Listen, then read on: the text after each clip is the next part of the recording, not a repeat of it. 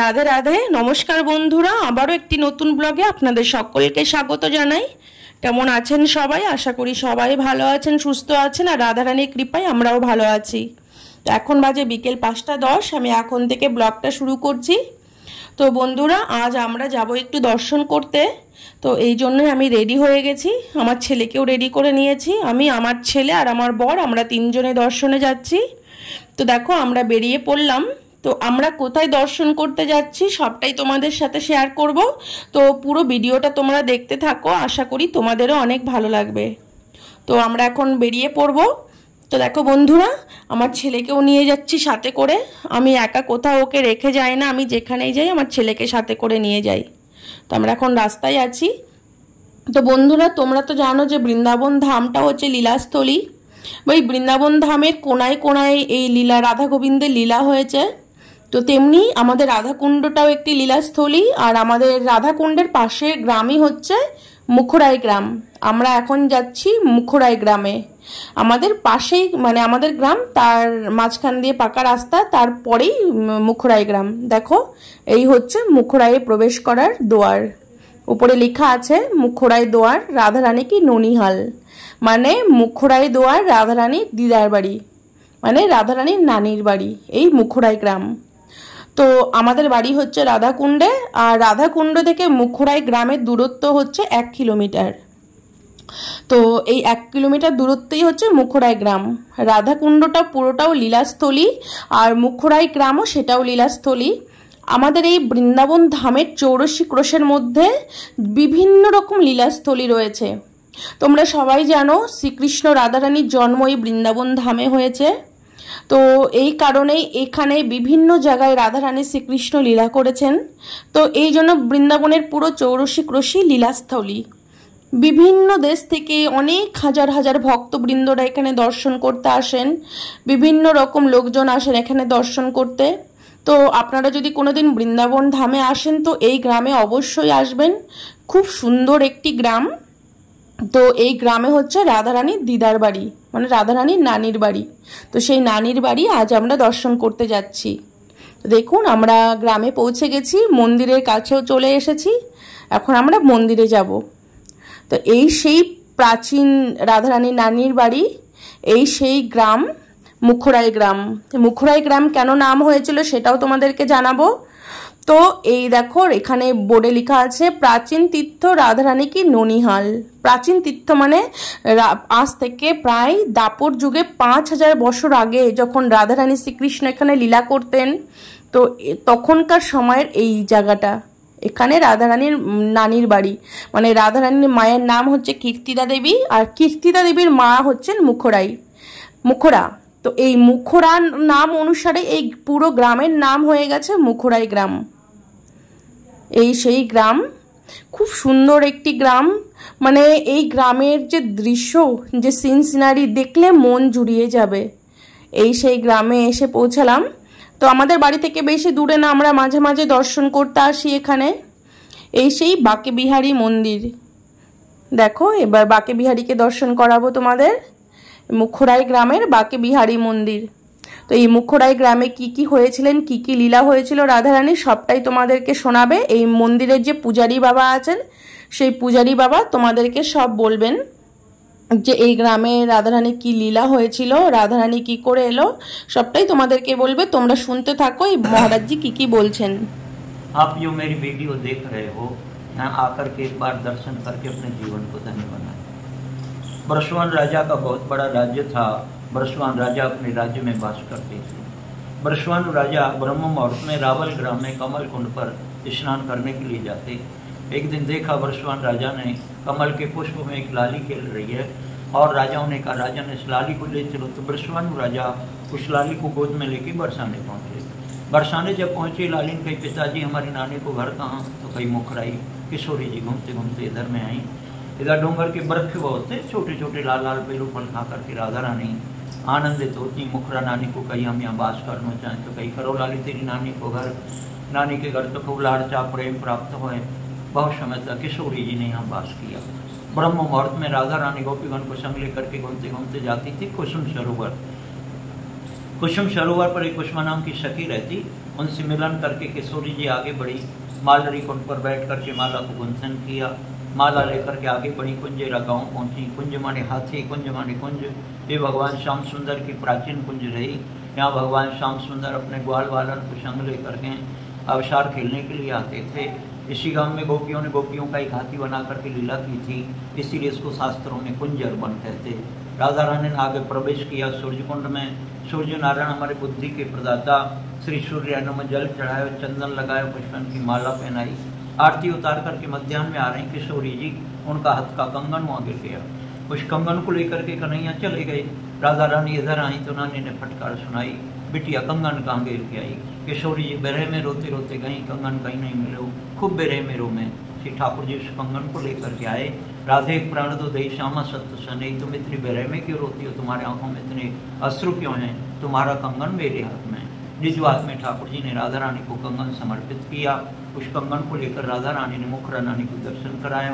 राधा रानी की माँ कीर्ति, राधा रानी की नानी मुखरा नानी, इसीलिए इस गाँव का नाम मुखरा ही पड़ा। इसके जो नाना थे वो सुखदा थे। बीच में गिरिराज जी मंदिर में एक बाजे ने शिला रखी हुई है। राधा रानी गोपीगण को संग लेकर के नृत्य गान करती थी, बजाती थी, इसीलिए उसका नाम पड़ गया बाजने शिला। उसके बगल में राधा रानी का मंदिर, सामने मुखर कुंड का दर्शन। ये जो मैं बोल रहा हूँ ये बांके बिहारी जी का मंदिर। राधा रानी की माँ कीर्ति, राधा रानी की नानी मुखरा नानी, इसीलिए इस गाँव का नाम मुखरा ही पड़ा। इसकी जो नाना थे वो सुखदा थे, इसीलिए ये किशोरी जी की नंसार के नाम से विख्यात हुआ। यहाँ का चरखुला प्रसिद्ध है। फाल्गुन मास में द्योज के दिन लास्ट में यहाँ चरखुला लगता है, ये विश्व विख्यात है। राधा रानी उसको लेकर के अपना 108 दीपक लेकर के नृत्य गान करती हैं। सभी देश विदेश के लोग यहाँ आते हैं, दर्शन करके अपने जीवन को धन्य बनाते हैं। তো শুনলেন মহারাজজি কি বললেন। তো এই মহারাজজি এই মন্দিরের পূজারী বাবা, এই বাঁকি বিহারী মন্দিরের সেবা ইনিই করেন। তো এই সেই প্রাচীন মন্দির। এখানে রাধারানী তার নানির বাড়ি এসে দিনের পর দিন এখানেই থাকতেন, এখানেই খেলাধুলো করতেন।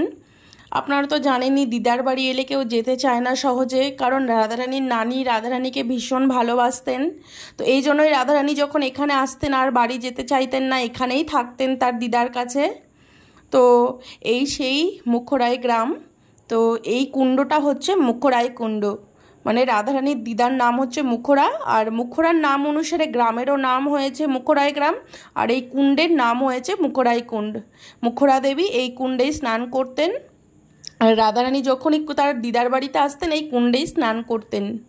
এই সেই লীলাস্থলী। তো আপনারা যদি কোনোদিন এই বৃন্দাবন ধামে আসেন তো অবশ্যই এই মুখরাই গ্রামে দর্শন করতে আসবেন, আপনাদেরও ভীষণ ভালো লাগবে। এই গ্রামের যে অপরূপ দৃশ্য, মানে এই গ্রামে এলে বোঝা যায় হ্যাঁ এই সব জায়গাতেই আমাদের রাধারানী লীলা করতেন।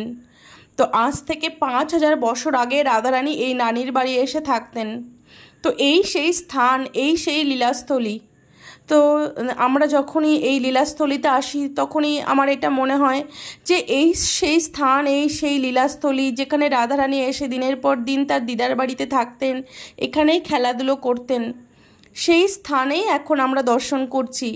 তো আমাদেরও কত ভাগ্য, এটা মনে হয় যে আজ ভাগ্যে যদি না হতো তো এই সব স্থান কোনোদিনই দর্শন হতো না। তো দেখো এই গ্রামের যে দৃশ্য, আর এই গ্রামে প্রচুর ময়ূর রয়েছে। দেখো ময়ূরগুলো ছাদে বসে বসে খাচ্ছিল। তো যেই আমরা কাছে এলাম তেমনি ময়ূরগুলো উড়ে গেল।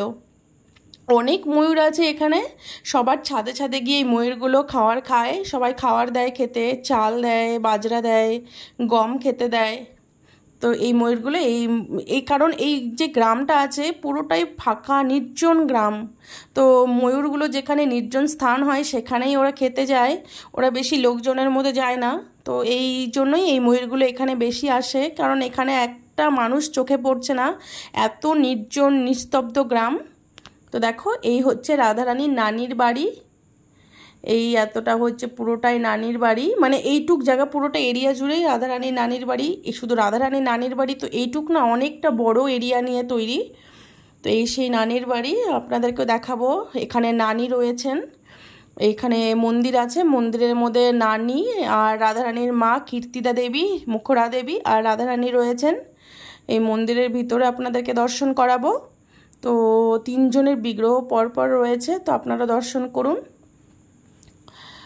রাধারানীর মা হচ্ছে কীর্তিদা দেবী, আর কীর্তি দেবীর মা হচ্ছে মুখরা দেবী, আর তার নাতনি হচ্ছেন শ্রী শ্রী শ্রীমতী রাধারানী। এই সেই মন্দির, এখানে কীর্তিদা মা রয়েছেন। ये इधर मुखर नानी राधा रानी की नानी माँ, तो इन्हीं सब बोलबेन। बीच में राधा रानी, ये इनकी माँ कीर्ति। ये ब्रज 84 कोस में मेन मंदिर यही है। यहाँ पे तीनों पीढ़ियों के दर्शन एक साथ होते हैं। ये जो गांव है, इस गांव का नाम है मुखराई, और जो राधा रानी की नानी माँ है उनका नाम मुखरा देवी, इसलिए गांव का नाम मुखराई। सामने मुखरकुंडा, इस कुंड में तीनों पीढ़ियां स्नान किया करती थी।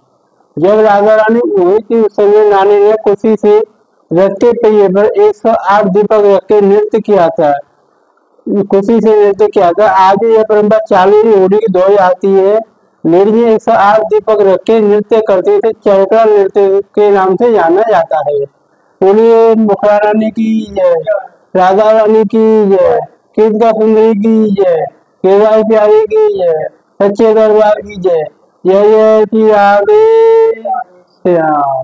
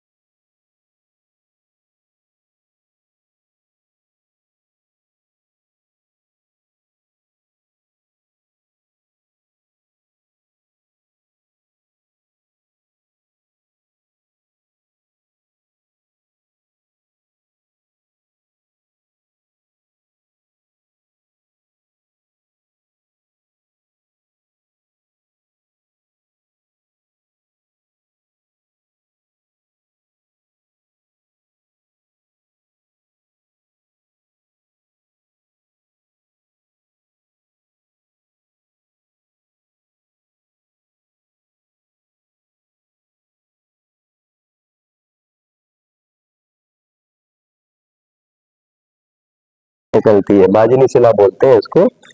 ये राधा रानी का खिलौना माना जाता है।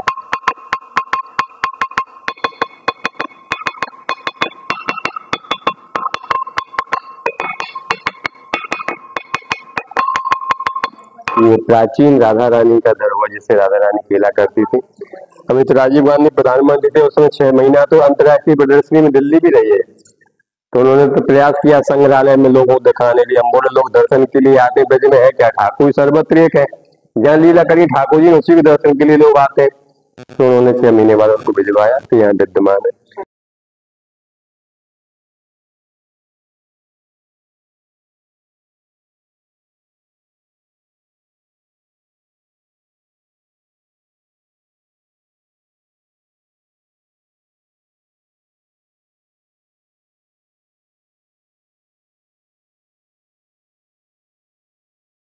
বাজা বাজা বাজা, আলাদা আলাদা জায়গায় বাজাও, তুমি বাজাও, তুমি বাজাও।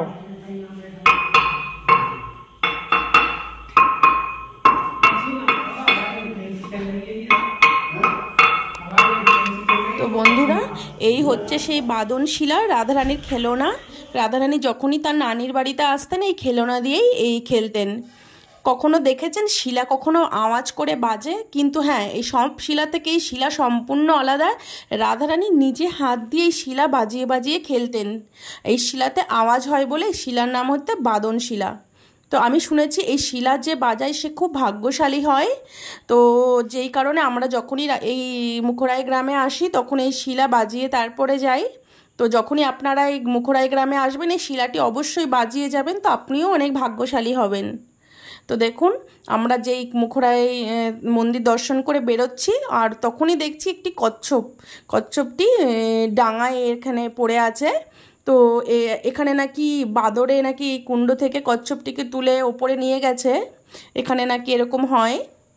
তো এই কচ্ছপগুলি এই মুখরাই কুণ্ডে থাকে, আর এই মুখরাতে প্রচুর বাদর রয়েছে। তো ওরা যখন এই কচ্ছপগুলো না এই সিঁড়িতে ওপরে উঠে আসে, তো এই সিঁড়ির ওপরে যখনই উঠে আসে বাদরগুলো কচ্ছপগুলোকে নিয়ে ওপরে মাটিতে ফেলে দেয়। তো বুম্বাই কচ্ছপটা দেখে বললো না এই কচ্ছপটাকে জলে ফেলে আসি, এখানে থাকলে এই কচ্ছপটিকে সবাই মেরে ফেলবে। তো এই জন্য কচ্ছপটিকে নিয়ে জলে ছেড়ে দিয়ে এলো। তো এখন আমরা বাড়ি ফিরে যাব। তো দেখো বাড়ি যেতে যেতে মাঠে দেখছি ময়ূরগুলি এখানে ধান খাচ্ছে না গম খাচ্ছে, এটা গম খেয়ে তো হয়তো গম খাচ্ছে। তো দেখো ময়ূরগুলি কি সুন্দর খেলছে। তো ময়ূরগুলি যখন এইভাবে খেতে মানে থাকে তখন দেখতেও ভীষণ সুন্দর লাগে। তো এই মুখরাই গ্রামে অনেক ময়ূর রয়েছে, এখানে সবার বাড়ি ছাদে ছাদে গিয়ে সব খাবার খায়। এই গ্রামটি হচ্ছে একদম নির্জন গ্রাম, তো যেই কারণে ময়ূরগুলি এখানে বেশি থাকে। ময়ূরগুলি লোকালয়ে যায় না, তো এই গ্রামের যে নির্জন পরিবেশ, তো ময়ূরগুলি এখানে ভালো থাকে বলে এখানেই বেশি ময়ূর থাকে।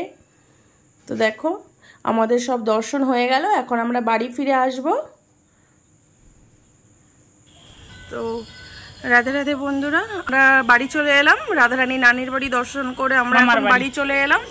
তো এখন হচ্ছে আজকের ভিডিওটা এই পর্যন্তই, আবার দেখা হবে অন্য ভিডিওতে। যদি তোমাদের ভিডিওটি ভালো লাগে তাহলে প্লিজ চ্যানেলটি সাবস্ক্রাইব করে দিও, আর একটি লাইক করে দিও, আর যদি ভালো লাগে তাহলে একটি কমেন্ট করে দিও আর শেয়ার করে দিও। Radhe Radhe, tata tata.